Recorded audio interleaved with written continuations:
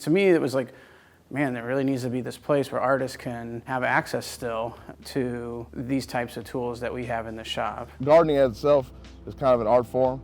There are different things that you learn, different skills that you acquire. It's like a craft within itself. I see this going in like the pioneer days of radio. It's almost so grassroots that we're kind of like making our own path. To serve the community and involve the community, it's the kind of thing that will really grow to be what it wants to be. This is a kind of a one-of-a-kind program, at least in my world. So I'm very excited to see what it looks like when it's ready. What we're doing here is we're placemaking that brings together all of these different projects on Cruft Street and helps build the Garfield Park creative community.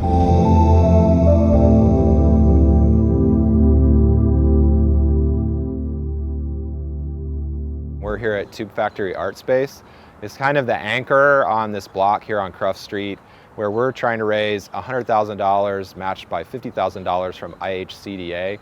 The funding that we're raising here is going towards really converting a block that was half vacant to one that is really vibrant.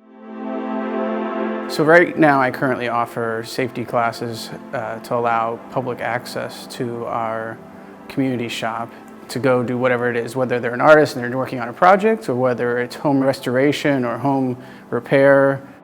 This tool library, it's not a new idea.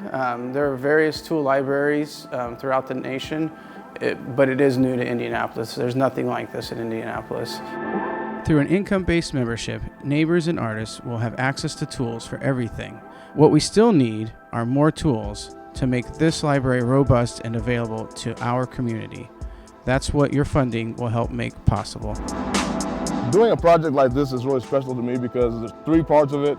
There's the art, there's the community, and there's the production of vegetables that are natural and safe and good for people. I consider this garden to be another art project because not only will it be producing nice natural vegetables for people, it's also aesthetically pleasing and also provides an opportunity to program with the community and give the community an opportunity to understand why it's important to eat more natural, locally grown, locally sourced foods, how to actually do production at your own home, and also ways that you can be part of the community by sharing meals, sharing time together, and sharing some hard work. I think that the most important part about having some more funding would be able to expand the garden and be able to touch more people. Also, it gives the ability to provide more produce to the people in the neighborhood, and it would be better to bring in more people for community engagement projects and for teaching and learning opportunities for organizations and for our neighbors.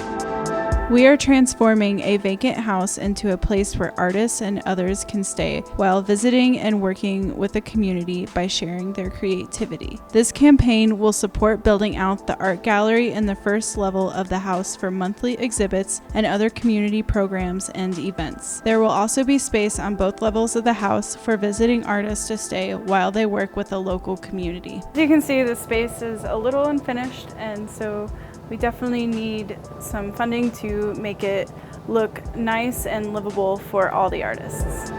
A few years ago, the FCC had about 1,000 frequencies that they made available on the FM dial specifically to nonprofits. This isn't a commercial, big corporation radio station.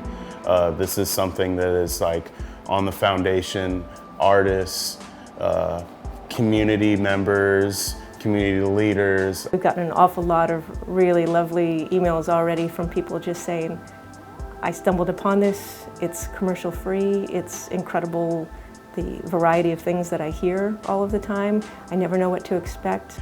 Our low-power FM radio station, WQRT 99.1, housed in Listen Here on Shelby Street, is currently in beta mode, with the majority of broadcasts consisting of music playlists and pre-recorded content. This funding will allow us to build out the station to include a studio that supports broader community programming like reports from neighborhood meetings and learning opportunities for neighborhood school groups. We will supply free transistor radios to neighbors who can't afford them and aren't able to attend the meetings.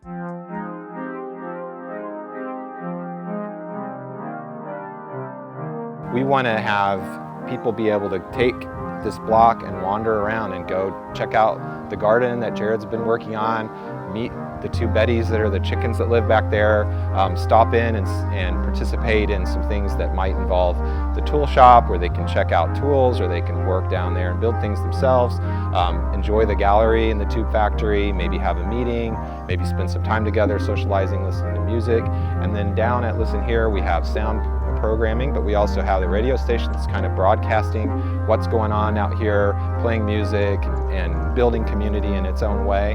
And then along the way we have houses on this street that are here for artists to live in, and these artists are connected with all that's going on in this block and in the community where they can contribute, and they might have a show on the radio, they might help do a garden related program, they might build something in the shop or teach a class, they might have an exhibit or be part of an exhibit in the tube factory. And then up and down the street people will be able to just walk, visit, move from place to place and spend some time here in this block in our Garfield Park neighborhood.